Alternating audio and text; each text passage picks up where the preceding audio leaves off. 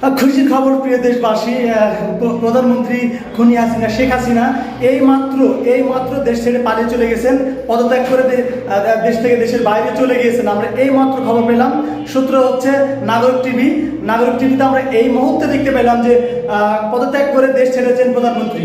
ঠিক আছে, আমরা কিন্তু এই মুহূর্তে জয়ের একটা আনন্দের আভাস কিন্তু পেয়ে গেছি।